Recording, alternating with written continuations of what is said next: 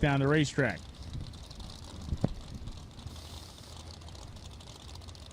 Seen Louis Shallow several times over the years down here and at different racetracks running an Ultra Street. And again, he's kind of the type of guy like Bill Gregan and others who have incrementally picked their program up over the seasons.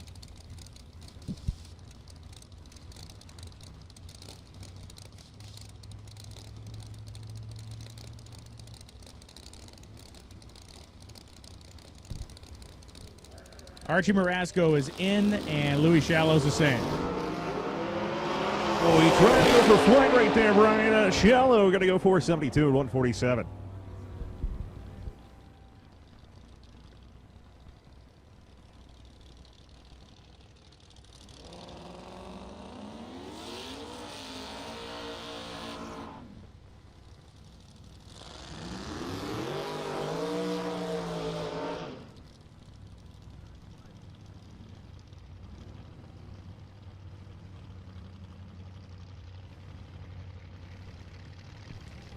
So Brian Keep and Haley James. James from Albuquerque, New Mexico. Second season with this car. We saw it debut here last year.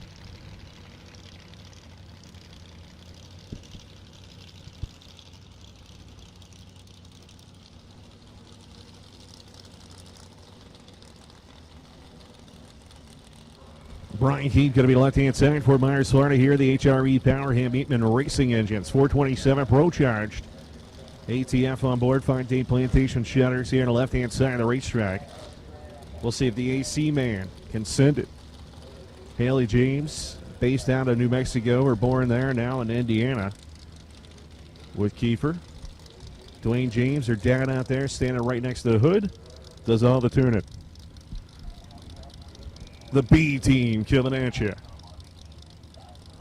Final call, Heavy Street. Final call, Heavy Street. Final call, Heavy Street. To the lanes, please.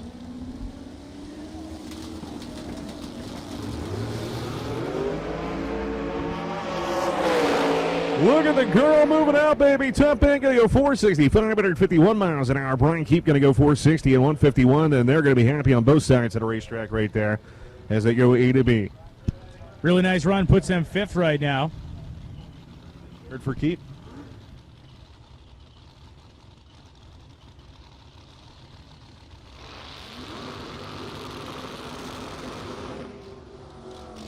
Yes, man, the NA Beast here on the left-hand side. Alex Hayes coming out of Wilmington, South Carolina now. Dad based out of Michigan, 588 cubic inches, built by Mid-South Racing Engines. Big shout out to Ian Landings, the owner of that company, as this is a naturally aspirated car. He's been out since 2017, Brian. Can you send it? Yeah, and Mid-South Racing Engines builds good stuff. Tommy DeLago's blue Chevy 2, he does Tommy's engine, stuff like that. So definitely a good spot. They got good horsepower. And like you said, Alex Hayes' dad, these are great people. Great to see him back on the racetrack. Jason Spina, we see him a lot. Yes. But the NA Mafia's back. Yeah. I've missed it. Drink Hard Racing Team. He's part of that. They are actually good friends with Tommy. Oh, yeah, they're buds. Mm-hmm. Absolutely.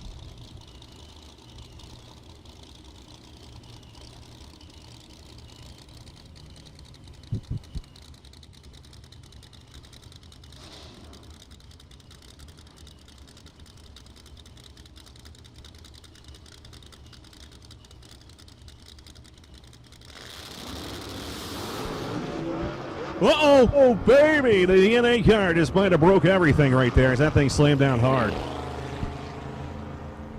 Boy, it came up in a hurry. He pedaled it multiple times, and it landed pretty hard with a smack. Yeah, they're trying to keep that front end down. They said they're at a non-happy medium right now, which means it's either strengthening tires or going on a wheel stand. Well, that thing slammed down so hard, we saw the whole front end kind of roll inward. So he might have heard some things on that.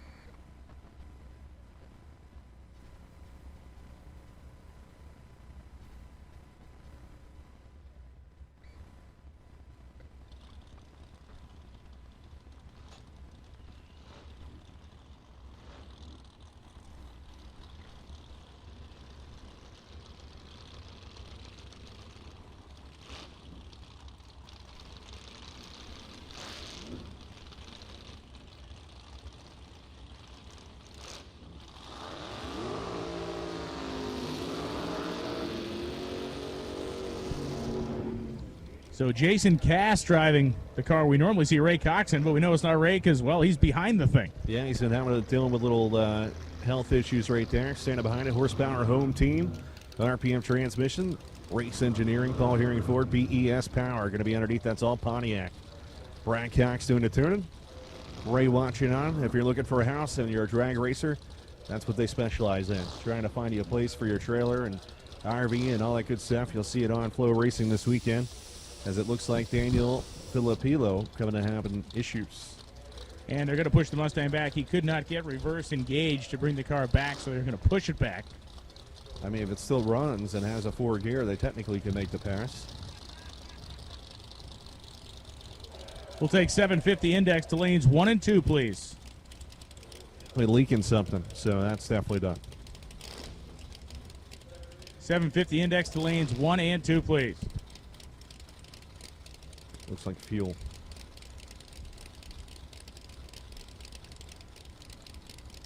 So Jason Cass making his debut in the O2 Trans Am on the right-hand side. We'll see the BES.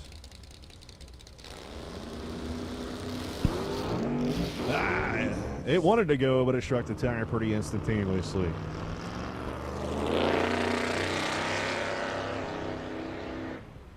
And so Jason goes 10:32 to 75 miles an hour.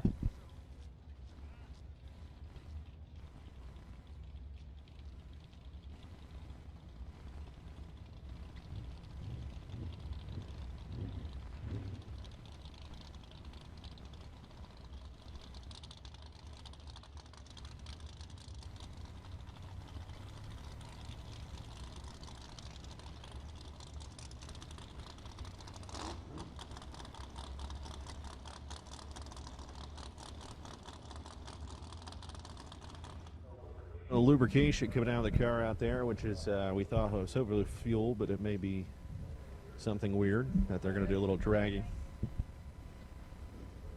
over here on the left side.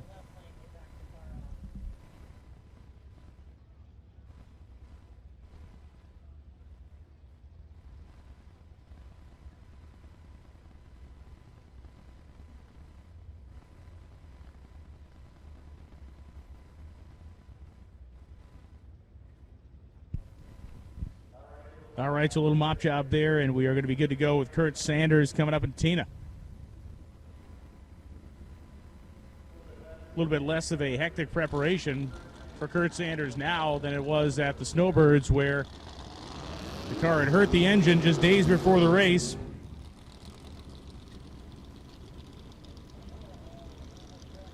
Rebuilt the thing in just a couple of nights and were out and had a pretty good performance for themselves, but didn't have any of that drama here. So Tina in good shape, and again, don't be fooled by what you're looking at, because may not look like much, but this car can absolutely fly. This is one of the 3 tires that were throwing the record back and forth and forth and back. Yeah.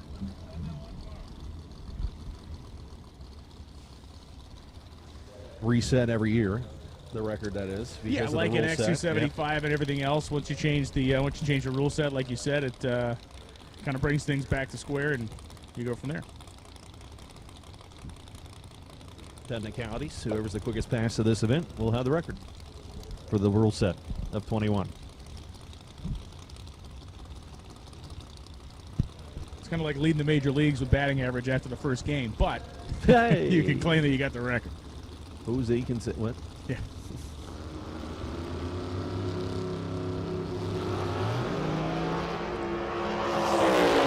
Short time. Tina is going to go 460 with a 2 at 153 miles an hour right there.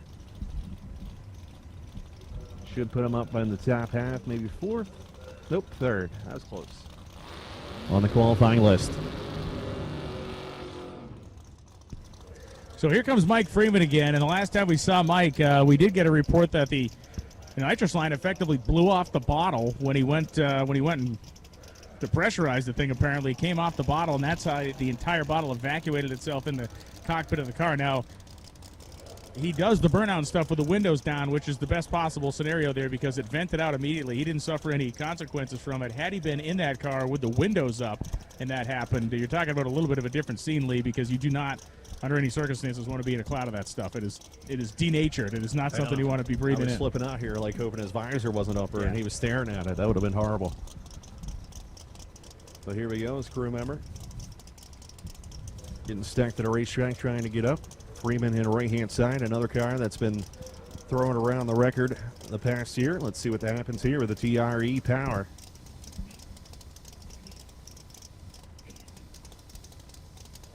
.582 cubic inches, a big block. Going to be a right-hand side nitrous outlet on board.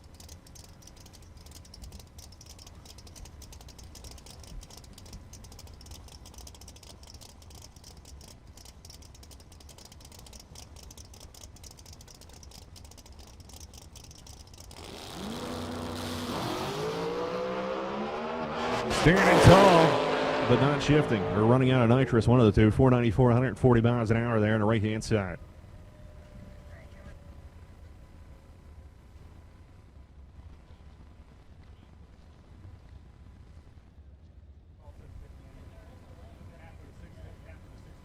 .750 should be in lanes 1 and 2. .750 to 1 and 2. We'll take .650 to 3 and 4, please. So .750 index should be in 1 and 2, and .650 index should be in 3 and 4. Bring it on down. So the final category of this first round of qualifying is going to be Heavy Street. And that's where we are headed right now.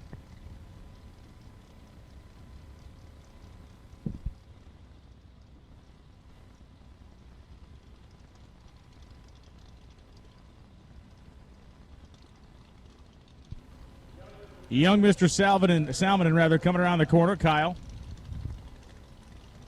69 Camaro Z28, of course, 632 cubic inch engine.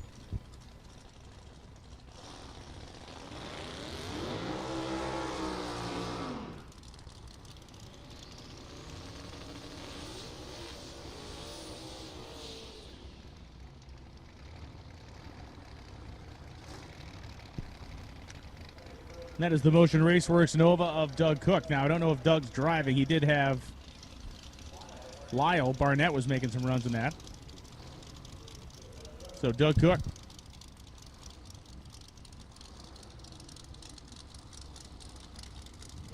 So Doug is doing the driving of his own hot rod here this weekend.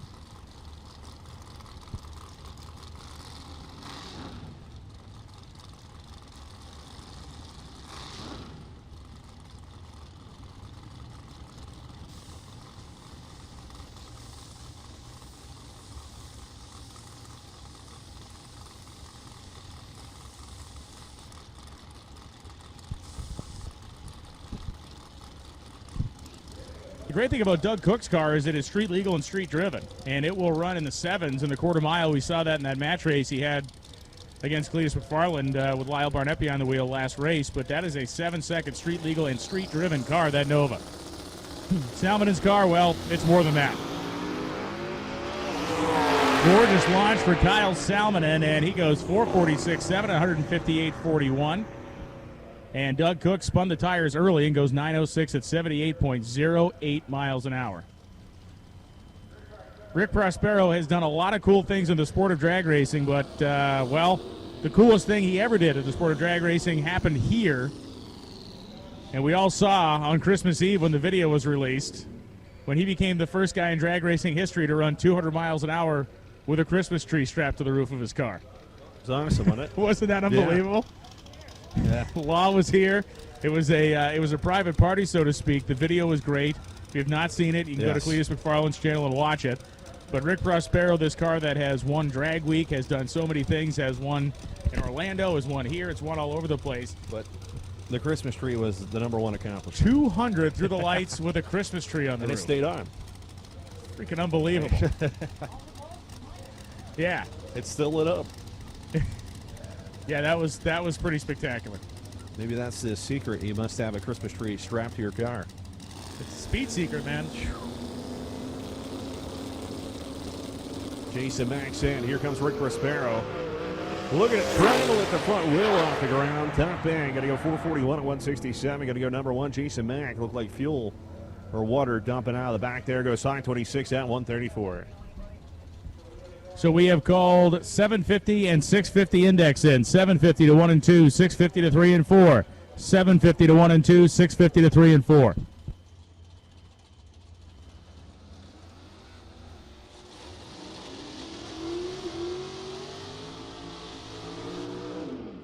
Here it is, man. Joe Flack coming out right-hand side, a 514 cubic inch precision turbo Ford. That's right, that thing has got a turbo. San Antonio, Florida over there on the right-hand side, and Dave Boger going to be on the left-hand side of the racetrack. Plant City, Florida, 67 Camaro with a nitrous entry. 615 cubic inches of Scotty Racing Engines, Bullfrog Performance, Fast Fish Motorsports. But all eyes on a 71 F100, as always, one of our favorite vehicles at the racetrack, Brian. Yeah, not always the most temperate thing. They have to fight it sometimes. But big block Ford that's boosted, I mean, the thing's cool.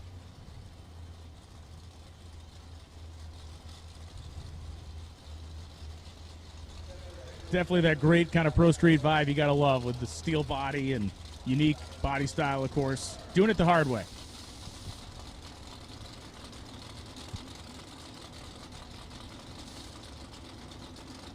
If everybody went out and built an F100, I don't think I'd be mad. No, I wouldn't either. Not even a little.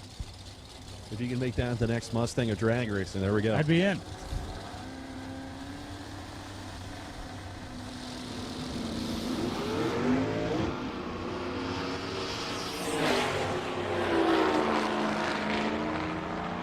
.568, 124. Looked like it's having a little bit of issue there with boost.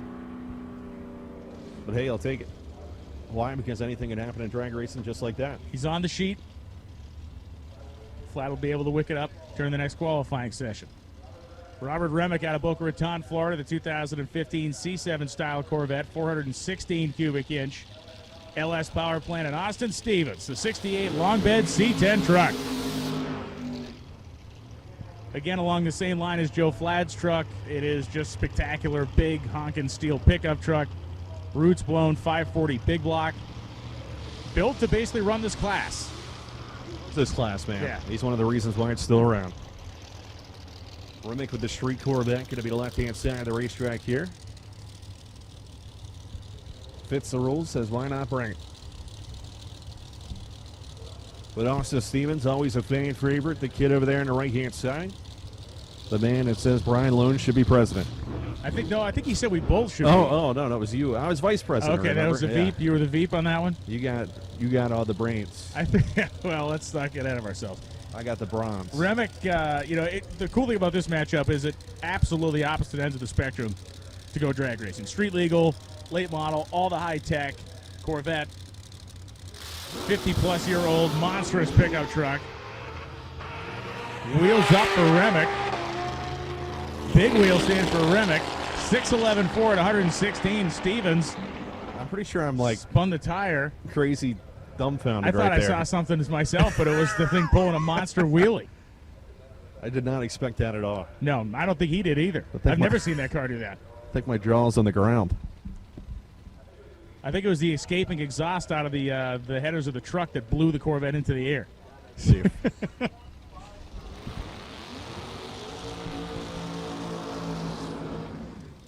Nate Miskelin, your winner in Heavy Street at the Snowbird Outlaw Nationals. Consistent runner in the 420s. If Miskelin was able to run 420s here, he'd go to the number one spot in a hurry. We need those 750 Index racers suited up, helmeted up, ready to go. 750 Index, you're coming around the corner next.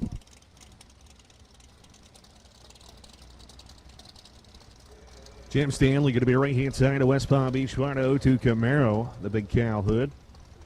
622 cubic inches he claims. Let's see if he can lay it down. Of nitrous power.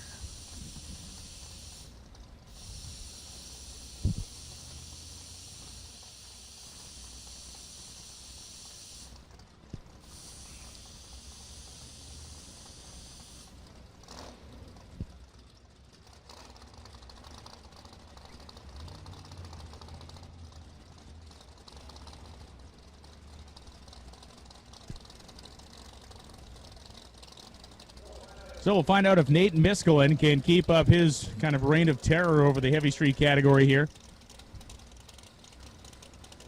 Heavy Street presented by Fast Forward Racing Engines this weekend.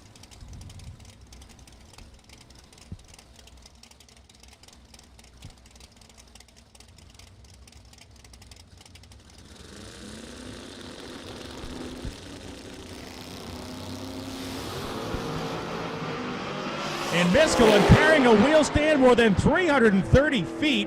Goes 449 to it, 158 miles an hour. Miskelin's car had the front end about 3 inches in the air past the 330-foot block. At that time, the car had been moving to the center line, so he had to lift his foot out of it. He pedaled it to a 449, goes to the number 3 spot. The incremental suggested he was going to go down into that 420 zone again that he lived in last event, but he had to lift in order not to cross the center line. Jim Stanley goes 479.9 and goes to the number 4 spot. Rick Prospero still sitting number 1 at a 441.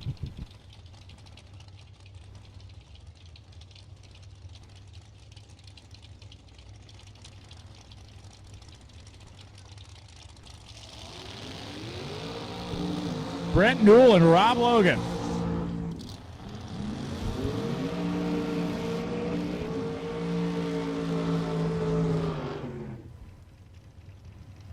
At a race with a lot of 69 Camaros, these are two of the best-looking 69 Camaros in the joint.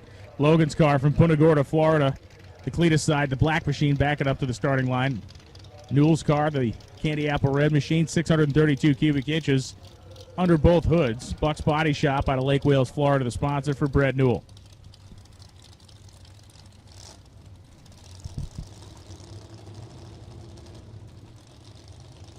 Well, we talked about it.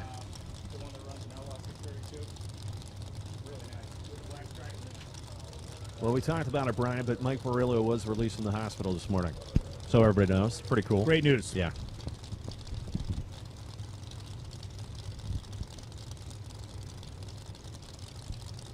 Was understandably pretty touch and go there for a while, so that's a great thing. Mike is a well-loved guy for a lot of reasons, and it's great to hear that he's on the mend. Big shout out to BHM Racing Team, Patrick McMath, Brooks McMath. What's going on, boys? Shout out to Brooks. He's in love. Puppy dog love.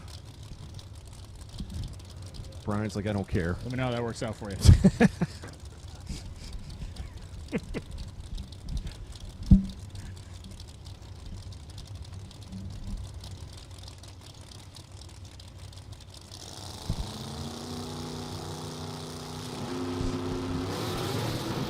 Oh, man. Jeez, big backfire. Yeah, that's what it looked like. Spit a U-joint out of it. You can see the caps flying across the racetrack. Jesus. You can see the dry shaft laying there. So Newell goes 5.804 to 123. Logan's car had that driveline failure, whether it was a U-joint. As you can see, that actually just apparently sheared the drive shaft off. I just saw a cap rolling across. That happens. Obviously, the engine went right up to the moon into the limiter instantaneously. And, man, that is nasty.